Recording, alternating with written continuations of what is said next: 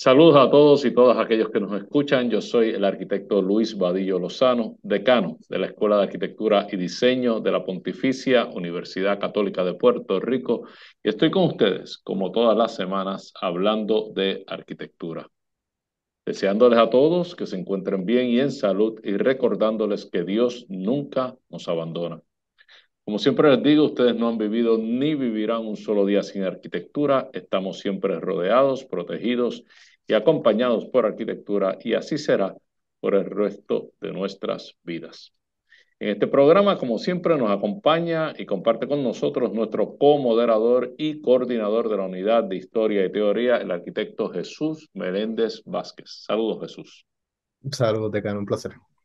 Jesús, en el día de hoy y siguiendo con el aspecto o la sombrilla o el tema de la teoría en la arquitectura, estaremos atendiendo una de las figuras contemporáneas más controversiales que yo creo hay al momento en la arquitectura. Y estamos refiriéndonos a Rement Lucas Koolhaas o Rem Koolhaas, como se le conoce. Este es un arquitecto neerlandés, nacido en Rotterdam en el 1944, tiene en este momento 78 años. Y como dije, es un arquitecto, es un teórico, es un urbanista. En la actualidad, Rem Koolhaas es profesor de arquitectura y urbanismo en la Escuela Graduada de Diseño de Harvard. Ujú. Él comenzó, y quizás por esto es que él escribe tanto, y después vamos a ir a sus libros. Él comenzó como un reportero de periódico Ujú. antes de ser arquitecto, pero luego entra a estudiar arquitectura, primero en Architectural Association en Londres, donde se graduó en 1972, y luego pasa a estudiar arquitectura a Cornell University en Ithaca, New York, donde se gradúa en 1975. Es un arquitecto que ha recibido dos de los premios más prestigiosos que tiene, que tiene la carrera a nivel mundial, que es el Pritzker Architecture Prize y el Royal Gold Medal. O sea que estamos hablando de una persona que es altamente reconocida por sus ejecutorias, no tan solo en el diseño, aunque tiene muchos proyectos, sino también en sus libros. Vamos a ver que él ha escrito sobre 30 libros, o sea, es un escritor profuso.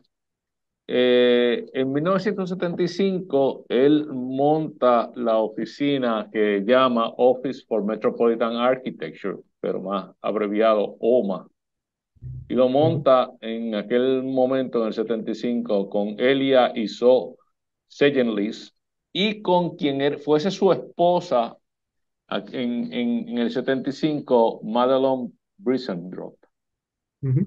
Eh, Hoy día ya esta oficina de OMA cuenta con múltiples sucursales en distintas partes del mundo, obviamente la de Rotterdam, pero tiene en Nueva York, tiene en Hong Kong, tiene en Doha, tiene en Australia también.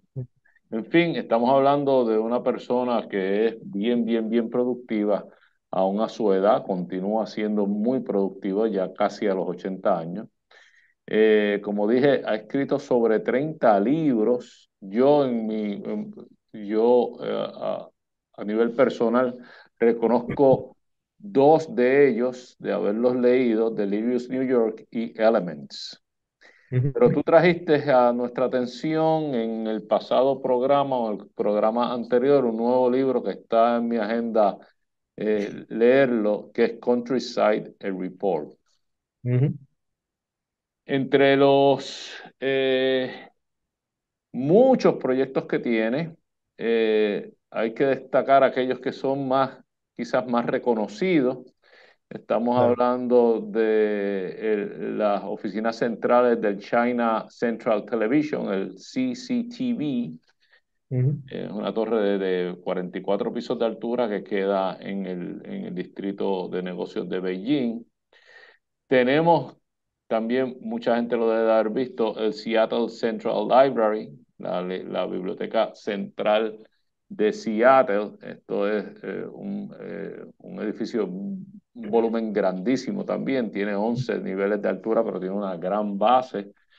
Ujú, Eh, y yo siempre destaco también la embajada neerlandesa en Berlín, mm, que es un edificio también de una proyección volumétrica bastante particular. Toda la arquitectura de Koolhaas se va a observar que tiene esta volumetría tan particular y esta proyección tan particular. Y esto es porque él es uno de estos arquitectos que él dice que el diseño, o sea, el estilo de él es lo que le llama diseño cerebral y que es una especie de mezcla entre el de constructivismo y el estructuralismo. Estos son mm, ambos movimientos que surgen ya avanzado el siglo XX, en contraposición a las posturas del movimiento moderno. Yo no sé si tendremos que entrar a describirlo, pero el deconstructivismo, pues, como su nombre indica, un estilo arquitectónico que se caracteriza, perdón, debo decir, por la fragmentación y por unos procesos que son realmente no lineales y una apariencia de edificio de estilo que son medio caóticos, pero ellos le llaman un caos controlado. bueno, A veces yo creo que pierden el control, pero ellos le llaman un caos controlado. bueno, El estructuralismo es un movimiento de arquitectura del que él también combate, ¿verdad? Porque él obviamente con estas actitudes eh, que él, que él asume en su diseño, pues él un poco trata de combatir aquello que es característico del movimiento moderno de la arquitectura. bueno, Y lo que él en realidad combate con el estructuralismo es el funcionalismo, mm, que es todas estas posturas filosóficas que se establecen a principios del siglo XX, a partir del 1928 en particular, con el CIAM, que es el Congreso Internacional de Arquitectura Moderna, y que luego tiene varias otras ediciones en el 29 y así sucesivamente en el 33 hasta en el 51. El CIAM tiene, me parece que son ocho reuniones. Y en mm, esas reuniones, pues básicamente los modernistas del momento, pues se reunían a establecer cuáles eran los patrones del modernismo. Y Ren Koolhaas va un poquito en combate con su arquitectura contra estos principios. Para ponerlos en contexto y ya dejarte a ti con la presentación, pero ya que nuestros oyentes y nuestros seguidores comienzan a ser unos expertos en arquitectura, el arquitecto funcionalista por excelencia es Le Corbusier, mm, ¿verdad? ujú, Eh, ujú, eh, que obviamente reclama una producción arquitectónica sencilla, deshacerse de las ornamentaciones, utilizar los materiales prefabricados, en bueno, fin, esta arquitectura que nosotros hemos visto tanto en este programa y que ya hemos estudiado. Bueno, pues ahora nos aventuramos a traer a un arquitecto que va, Rem Koolhaas, en oposición y en rompimiento con todos estos cánones del ujú. movimiento moderno. Y sin más nada, porque yo creo que con esto concluyo mi introducción, aunque hay otros muchos asuntos que podemos mencionar y que mencionaremos sobre Rem Koolhaas, pero quiero darte la oportunidad a ti de que procedas con la presentación. Claro, claro. Gracias. Oye, mencionas algo interesante. Yo creo que sí, Brent Koolhaas es un arquitecto demasiado controversial. Algunos teóricos de arquitectura dirían hasta contradictorio, ¿no? Porque él es una persona que se caracteriza por pensar no solamente en el futuro, pero estar muy, muy consciente de su tiempo, de su época, ¿no? De su momento. Y él no es una persona, un arquitecto que tiene miedo en corregir sus propias posibles preconcepciones del pasado, ¿no? O sea, que es una persona y un arquitecto que está constantemente actualizándose, ¿verdad?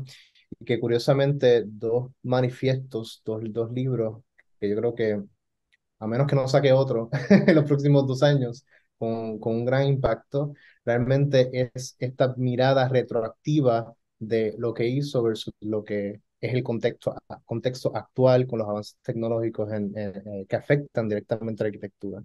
Pero ciertamente se debe mencionar que es un teórico, es uno de los teóricos más influyentes de nuestra época, ¿verdad? Que ciertamente todas las escuelas de arquitectura en algún punto se estudia Renkulhas, particularmente proyectos de gran calibre. Ahora bien, curiosamente, para que los que nos están escuchando tengan una mirada de quién es Renkulhas, aquí hay dos fotografías de un Renkulhas joven, ¿no? Que si tal vez uno lo compara con estos documentales que han hecho y entrevistas de él, yo creo que el Renkulhas joven es mucho más amigable que el Renkulhas actual. Yo creo que el Ren Koolhaas joven que pudo realmente cultivar estas ideas y hábitos de la escritura, particularmente como menciona, siendo un joven periodista y también cineasta, que yo creo que les da esta oportunidad de Ren Koolhaas entender lo que es la producción cultural de su época para después estudiar arquitectura en el Architectural Association en el 68 hasta el 72, ¿no? Um, y que obviamente este Ren Koolhaas que conocemos, este arquitecto maduro, es esta encarnación del arquitecto estrella, ¿no? O en inglés como le llaman el Star Architect, que yo creo que particularmente en el periodo que se encuentra Ren Koolhaas y que se educa y que empieza a hacer proyectos de alto calibre, es de carácter posmoderno, ¿no? Pero con esta influencia de la mediatización y de la globalización, que eso tiene un efecto trascendental en su arquitectura. Y claro, aquí volvemos a reencontrarnos con el ensayo de Beatriz Colomina, Manifesto Architecture, en donde habla el rol de los medios de comunicación en la arquitectura y que ciertamente Ren Koolhaas ha seguido esta tradición, este legado de utilizar el medio del libro, ¿no? Para poder comunicar sus ideas, particularmente su primer libro que se llama Delirious New York, o Nueva York, Delirio de Nueva York, que es un manifiesto retroactivo en donde estudia la ciudad de Nueva York en un sentido teórico, ¿no? Y que también combina estas posibles postulados en cómo debe entenderse la secuencia, ¿no? de esta ciudad. Y claro, también otro libro que es muy, muy importante para él y también controversial, que es el libro SML Small, Medium, Large, Extra Large, que es básicamente como este gran portfolio de su oficina que en términos controversiales por poco lleva bancarrota a su oficina por simplemente la producción de este libro. Y claro, el libro más reciente que se llama Countryside Report, que lo publicó en el 2020, también es otra mirada de lo que tal vez la obsesión de Ren Koolhaas con Nueva York y la ciudad y la idea de los skyscrapers con la tecnología empiezan a notar, ¿verdad?, que están ocurriendo más en el área del campo per se. Oye, no sé si quiere hacer un comentario, decano. Bueno, has dicho algunos, has mencionado algunos aspectos de Coolhaas que ciertamente son interesantes y que a lo mejor merecen algún tipo de aclaración, ya no tanto para aquella persona que nos está escuchando y que no está entrenada en la arquitectura, sino para el contrario, para aquella persona que nos está escuchando y está entrenado en arquitectura. Tú catalogas a Rem Koolhaas correctamente como un postmoderno, Ujú. pero yo estoy seguro que mucha gente, cuando habla de posmodernismo, le viene Robert Venturi a la mente o un Michael Graves a la mente, claro, este tipo de arquitecto y dice, pero espérate, Ren Koolhaas no es eso, y no, no lo es, pero me ujú, remito a lo que dije originalmente, sí, él es un postmoderno y él combate los principios claro, del SIAM, del modernismo, establecido en el modernismo, pero lo combate desde, como dije anteriormente, desde el deconstructivismo y el estructuralismo. O sea, tenemos que claro, entender, por eso la apariencia de él tan particular. Entonces, un detalle un poco en broma, la anécdota está tan curiosa de que él llevó al extremo casi de la quiebra a la oficina por la publicación del libro que nos estás presentando, que yo, por cierto, lo tengo y confieso no haberlo abierto, lo tengo ahí en mi biblioteca y no lo he claro, abierto todavía, lo abriré después de este programa. Eh, eh, pero no solamente con el libro, él lleva a la oficina a participar en muchas competencias de muchos proyectos que no llegan a construirse y claro, que siempre tienen la economía de la oficina, o la coloca en ocasiones al borde de la quiebra en la participación de todas estas competencias. Porque, de nuevo, a mí me parece que con su arquitectura, él está dando un mensaje. Él claro, está llevando una prédica de su postura hacia la arquitectura. Eh, y esto es pues lo que habíamos hablado anteriormente con Colomina, que tú lo dijiste perfectamente, y que lo hizo también anteriormente en otro estilo, lo hizo también Miss Van der Rohe y lo hizo Walter Gropius con proyectos que sabían que no tenían posibilidad de ser construidos, pero que la claro. intención era presentarlo para de alguna manera pues llevar su memorando, ¿verdad? Su prédica. Pero nada, eso es lo que quería comentar. Adelante, por favor. Pero fíjate, hay algo interesante porque estos tres libros particulares de Leaders New York, Small, Medium, Large, Extra Large y Countryside, tienen un reflejo de cómo las prácticas de arquitectura que se empiezan a formar casi que a finales del siglo XX, la segunda mitad del siglo XX. Por eso es que hago la referencia de la era de la posmodernidad, ¿no? Son prácticas que se enfrentan a esta era de la globalización, ¿no? Por ende, algo particular de la práctica de OMA, Office for Metropolitan Architecture, um, um, es cómo pensar a una escala global y producir arquitectura que no necesariamente es del arquitecto conectado a un lugar, a un sitio, ¿no? Entonces, OMA tiene esta particularidad de que no solamente practica en los Estados Unidos, pero casi que en todas partes. Que yo creo que este libro, SML es una muestra de esa práctica casi que insaciable, ¿no? De sin terminar, atendiendo una arquitectura mundial, ¿no? O globalizada.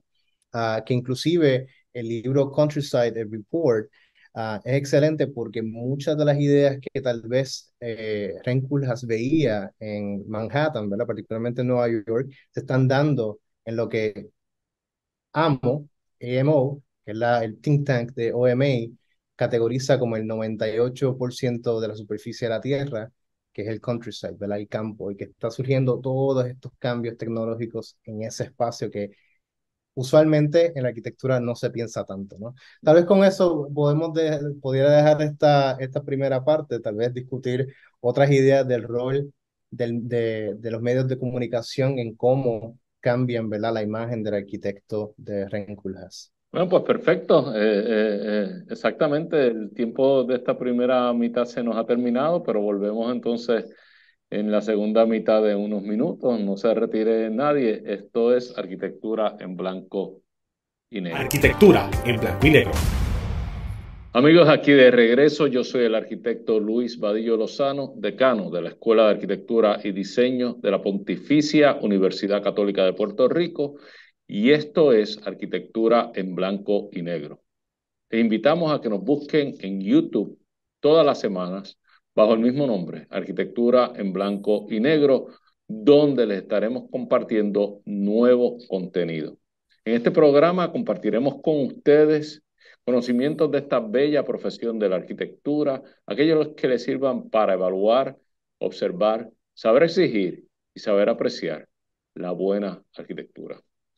Continúa conmigo en esta segunda mitad del programa nuestro comantenedor y coordinador de la Unidad de Historia y Teoría, el arquitecto Jesús Meléndez Vázquez. Gracias, Jesús, por no dejarme solo. No, no hay problema, un placer. Jesús, hoy estamos trayendo a la atención del público una de las figuras contemporáneas más de la arquitectura, más controversiales, podríamos decir. Estamos Ujú, hablando de un verdadero postmoderno en un ámbito diferente al que tradicionalmente se entiende por el posmodernismo. Eh, ujú, pero ciertamente es una persona que va con sus diseños y con su filosofía, va a retar aquella filosofía y aquellas posturas del movimiento moderno. claro. Estamos hablando de Rem Koolhaas, quien como dijimos era o es, perdón, un arquitecto neerlandés que en la actualidad es profesor de la Escuela de Arquitectura de Harvard y que Ujú, tiene a su haber, además de muchos proyectos de arquitectura, tiene a su haber sobre 30 libros, de los cuales tú has traído a nuestra atención tres de ujú, ellos. Yo uno de ellos lo tengo en mi biblioteca y no lo he abierto todavía. El otro, que tú nos lo habías recomendado, estoy por comprarlo. Y el tercero, sí, el tercero es el primer libro que él escribió, que es Delirious New York, y ese sí lo tengo y ese sí lo he abierto, además de que conozco un cuarto libro que se llama Elements, que es un libro, la verdad es que muy interesante para las cosas que a veces escribe Koolhaas, que se me hace tan difícil a veces entenderlo. Yo tengo que confesar que es una figura con la que yo no necesariamente comparto su filosofía de diseño. ujú, Yo creo y me confieso que soy mucho más funcionalista que lo que es Koolhaas y que yo voy mucho más en línea con aquellos parámetros y aquella filosofía establecida por los modernistas desde el principio del siglo XX, ¿verdad? ujú, En el Congreso Internacional de Arquitectura Moderna, que lo habíamos mencionado ya, el CIAM. Pero nada, pero no quita que Koolhaas es una de las grandes mentes, uno de esos ujú, beautiful minds de la arquitectura. Y curiosamente, él alega que sus proyectos buscan hablar con la tradición de los países, ¿verdad? Y que, y que trata de incluir esos conocimientos tradicionales, pero obviamente con una postura contemporánea. claro. Yo no, yo no lo veo tanto. A mí se me hace muy difícil ver ese reclamo en muchos de sus proyectos, pero en fin, si él lo dice, pues a mí me gustaría que de alguna manera, en algún momento, tener la oportunidad que nos lo expliquen. Pero no estamos dedicándonos tanto a su arquitectura en el día de hoy, sino a su producción eh, teórica, que Right. ciertamente es abundante y de la cual, como dije ya anteriormente, tú nos estás trayendo tres libros a la atención. O sea que, sin más nada, procede, por favor, con el resto de la presentación. Sí, sí, fíjate, yo debo coincidir contigo en tu observación. Yo creo que hay una distancia entre lo que se produce en su arquitectura físicamente versus lo que se analiza, ¿verdad? Ujú, Y yo creo que los análisis, particularmente esta reintroducción de la idea del diagrama en la arquitectura, que eso ha influenciado a otros arquitectos como la oficina en BRDB o Pierre Kinko's Group, que son discípulos de OMI, ¿no? ujú, Creo que lo que en este caso Renku las trae a la mesa es otra forma de concebir y conceptualizar arquitectura que no necesariamente lo harían un Le Corbusier de principios del siglo XX, ¿no? O Mies, ¿no? Que la idea del sketch o la intención y el lenguaje, particularmente cómo es que están alineadas con la función, se expresan en un lugar. O sea, yo creo que eso es una de las posturas que están diametralmente opuestas, ¿no? Que se ven reflejadas a principios del siglo XX, finales del siglo XX. ujú. Ah, pero fíjate, yo creo que tiene que ver mucho esta idea que nos presenta Beatriz Colomina con los medios de comunicación, particularmente el rol de de los documentales que yo argumentaría posicionan a Ren Koolhaas como este escenario de un arquitecto estrella, ¿no? Particularmente el primer documental que se hace, que se llama Ren Koolhaas, A Kind of Architect, una especie de arquitecto, en donde presentan cómo es este proceso mental, ¿no? Intelectual dentro de la oficina de OMA, que buscan a nivel conceptual, ¿no? Y esquemático llevar al límite esta arquitectura y lo que puede hacer un edificio a nivel programático, a nivel estructural, inclusive a nivel contextual, ¿no? Que ahí es donde um, Koolhaas se separa, ¿no? Él tiene una frase que lo escribe en un ensayo que se llama Bigness.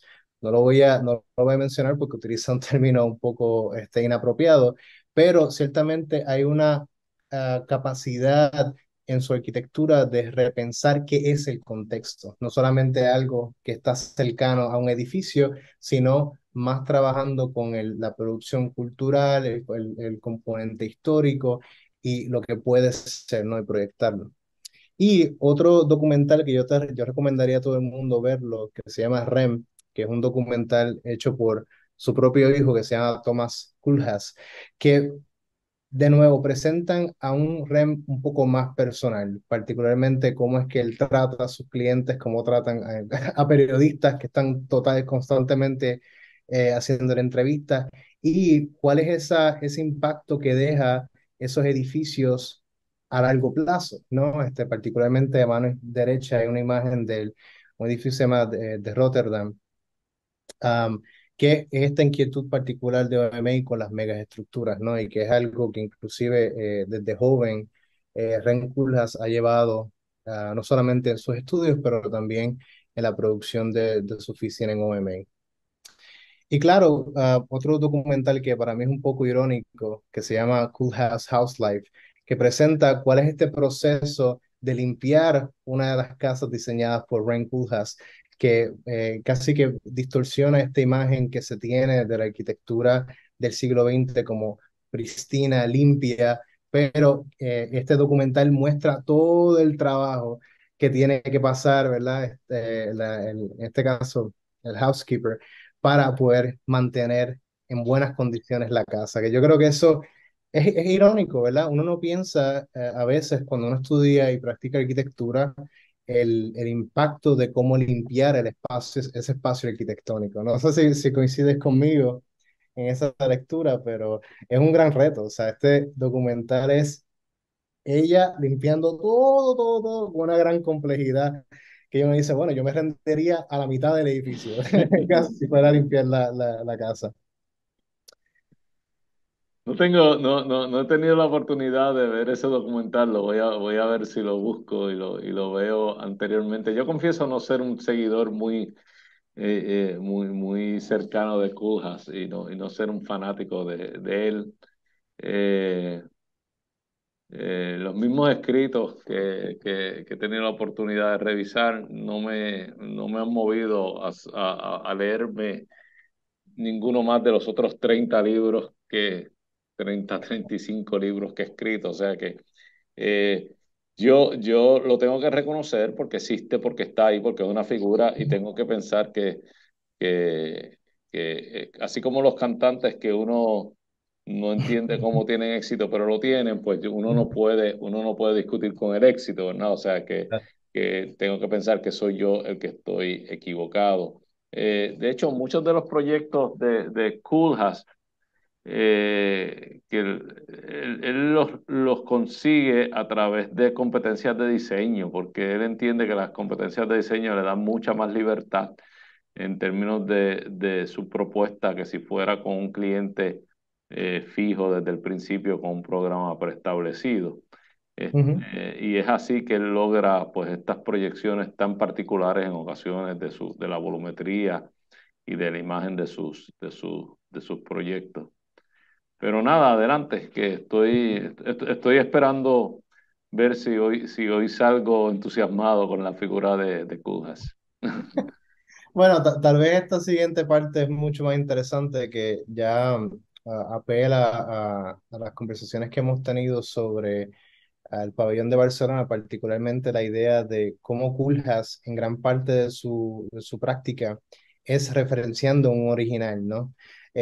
Aquí obviamente él no hace una copia, pero la Casa Palestra es ciertamente un proyecto arquitectónico que entabla una conversación con el original del 1929, y que curiosamente ocurre en el mismo año de la reconstrucción del Barcelona en el site original, ¿no? Que era con Ignasi de Solá Morales, En el ochenta y entre seis otros arquitectos, el 86, exacto.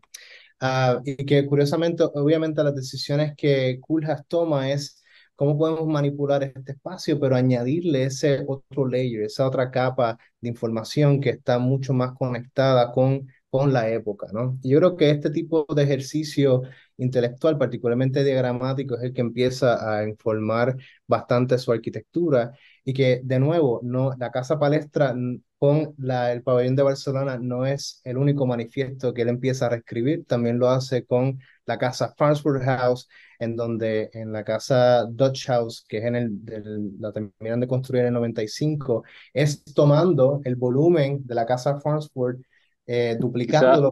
Quizás debiéramos de aclarar a los que nos están viendo cuál es cuál, porque puede ser que estén confundidos, ¿verdad? Y Claro, que la la password es la que está a mano izquierda y la Dutch izquierda. House es la que está a mano derecha. Exacto. Adelante. Esto es un breve ejercicio de comparación, Sí. pero para que vean las similitudes en donde inclusive el acto de replicar y buscar ese componente de diferencia, que yo creo que es algo bien de la posmodernidad, sin importar quién sea el arquitecto o arquitecta, busca redefinir el espacio arquitectónico, ¿no?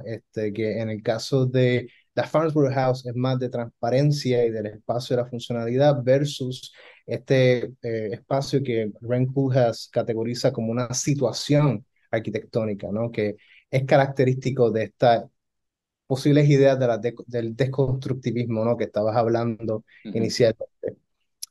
Y que claro, al final el Koolhaas que vemos en el siglo XXI es uno que busca una complejidad, ¿verdad? Tanto en la expresión del edificio como en sus funciones, ¿no? Y yo creo que el mejor ejemplo de que cae en esta categoría es en la Biblioteca Pública de Seattle, que se construyó en el 2005, y que claro, conecta este comentario que hace sobre, bueno, hay un análisis que se contextualiza, ¿no? Y que es muy similar, y que la expresión del edificio no es igual, ¿verdad? Cuando se construye. Pero, como había mencionado, esto es un subproducto del análisis que ocurre en la oficina OMA, ¿no? Particularmente esta idea que introduce Ren Koolhaas sobre concebir la idea del uso o el espacio que se dedica a un uso en particular tiene esta capacidad de crear espacio, ¿no? Y lo que me fascina es que Koolhaas, o en este caso OMA, propone hacer un stacking o una juxtaposición de distintos usos a nivel vertical para redefinir el espacio público, ¿no? Que casi que el remanente es este espacio casi sin mucha definición, es como el entremedio en donde inclusive los que visitan, los usuarios del edificio, les gusta porque es como esta idea de visitar un mall, que es extraño para una biblioteca, ¿no? El tratar de redefinir un uso tan tradicional que es ir a un destino, buscar un libro y sentarte. Aquí el espacio es para tú entrar y estar todo el día, ¿no? O sea que ahí Culhas casi que participa en este cambio de paradigma de cómo entendemos el programa arquitectónico, particularmente en el siglo XXI, ¿no? No sé si tal vez esa explicación te convence o no. No, tengo que confesar que no me convence tanto. Has hecho un gran esfuerzo, pero yo continúo viendo un alto grado de arbitrariedad en muchas de estas decisiones. Cuando mencionas que la gente que la visita le gusta, yo no sé si eso está fundamentado en en una encuesta válida o no. Me gustaría ver si de verdad a todo el mundo le gusta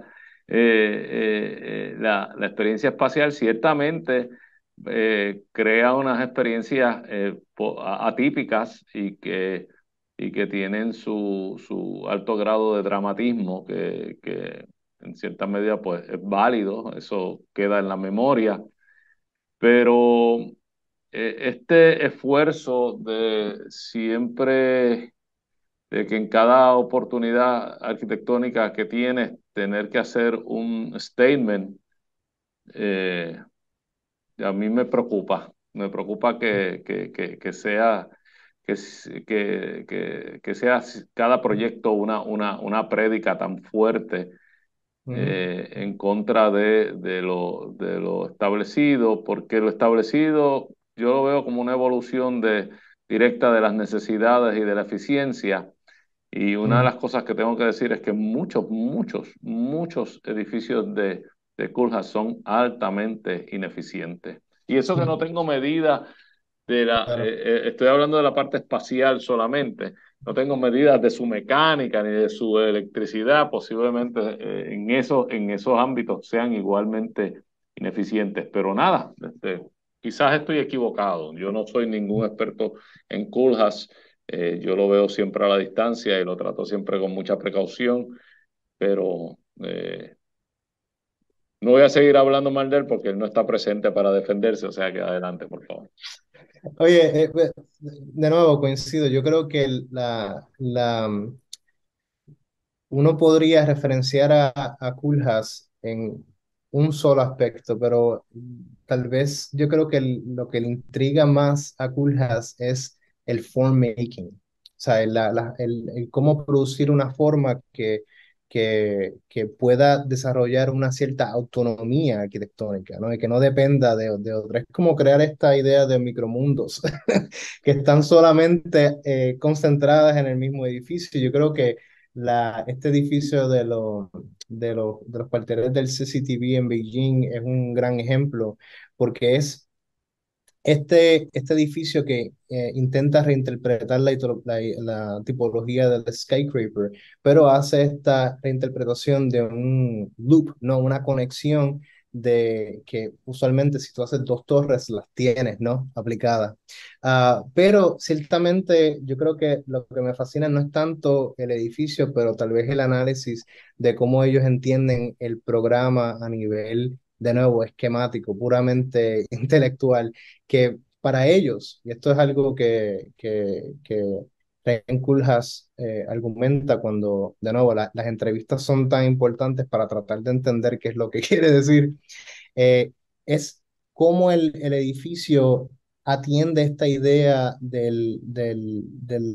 la producción cultural de China, pero a una escala globalizada, ¿no? Y que inclusive las concepciones del espacio arquitectónico desaparecen. Y todo... Yo no, Jesús, en honor a la verdad, yo no me lo creo. Es un discurso que no me lo creo. Yo creo que él hace un compromiso, me da la impresión que hace un compromiso temprano con la forma y con la expresión del edificio, y luego Ujú, trata de acomodar el programa dentro de esa forma ujú, y luego crea una poesía alrededor de todo el resultado. Pero porque no sé por qué hay que recurrir a estas gimnasias claro. arquitectónicas para atender programas que se pudieran resolver de manera mucho más sencilla. Y cuando tenemos arquitectos Ujú, contemporáneos a él y nosotros que son tan directos y tan limpios, puedo hablar, por ejemplo, que lo mencionamos aquí, los otros días un Renzo Piano, por ejemplo, que atiende Claro. sus problemas, sus problemas de diseño con mucha más, con mucha más diligencia, con mucho menos esfuerzo. Yo siempre pienso que la mejor arquitectura, pero igual quizás estoy equivocado y esto no es una postura posmoderna, porque precisamente lo que él es un posmoderno, pero para mí la mejor arquitectura es aquella que atiende el problema con el menor esfuerzo posible, pero ese soy yo. Pero yo no soy posmoderno, o sea que posiblemente esa sea la diferencia. Ha sido interesantísimo verlo, Sí. enfrentarme a Rem Koolhaas. Yo estoy seguro que el argumento lo hubiera perdido si él hubiese estado presente, porque él es un gran teórico. Y yo creo que de todas maneras no quiero en lo absoluto minimizarlo. Estamos ante una de las grandes figuras de la arquitectura contemporánea. Sin más Ujú. nada, este programa se terminó rápido. Esto se fue bien rápido, este programa. Gracias por traer esta figura a nuestra atención, Jesús, y por hacer una gran presentación como siempre. Y gracias a todos aquellos que nos han acompañado durante esta hora. Espero que estén con nosotros la próxima semana. Esto es Arquitectura en Blanco y Negro. Hasta el próximo programa. Todos vivimos en sintonía con la arquitectura. Queremos escuchar tus ideas, dudas y preocupaciones. Escríbenos a arquitecturaenblancoynegro@pucpr.edu. Arquitectura en Blanco y Negro es una producción de la Pontificia Universidad Católica de Puerto Rico.